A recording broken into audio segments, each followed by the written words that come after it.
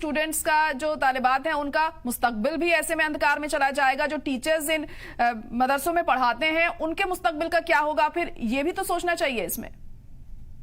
जायरा जी, देखिए अभी मौलाना रिजवी ने जो कहा उस चीजों में एक बात तो स्पष्ट रूप से साफ हो गई। 2004 में मुलायम सिंह जी की सरकार थी और उन्होंने तुष्टीकरण के लिए ये फेरबदल किया। ये स्पष्ट जाहिर हो गया कि वहां पर किया गया।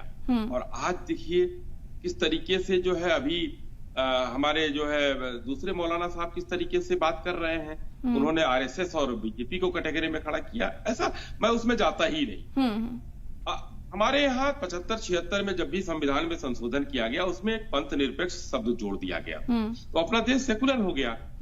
जब सेकुलर हमारे संविधान में लिखा हुआ है तो यही तो हाई कोर्ट के डबल बेंच ने कहा था कि ये जो कानून है, ये मदरसा बोर्ड है, ये हमारे पंथ निरपेक्षता के मूल सिद्धांतों के विपरीत है। आर्टिकल 14 कहती है समानता का अधिकार, आर्टिकल 21 कहती है जीवन का अधिकार, आर्टिकल 20A कहता है सबको शिक्षा का अधिकार जी। तो इनके जो है ये यूजीसी की धारा 22 के भी जो वो है उसके भी ये विपरीत है। यही कहा है हाई कोर्ट ने, इसके इतर कुछ नहीं कहा। उन्होंने कहा कि एक धर्म के लिए हमें दूसरे सरकारी अनुदान से एक संप्रदाय के लिए हमें बोर्ड बनाने की जरूरत क्यों, जब हमारे दूसरे बोर्ड चल रहे हैं।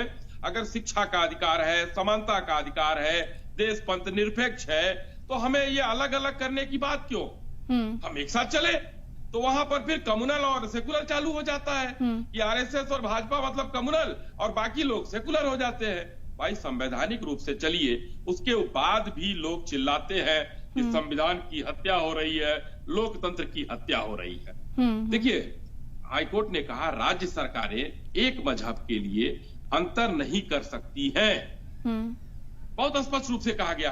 तो इसमें अब हमको कोई दोष दे कि नहीं आप हमको मिटाना चाहते हैं, अपने हिसाब से इतिहास पढ़ाएंगे।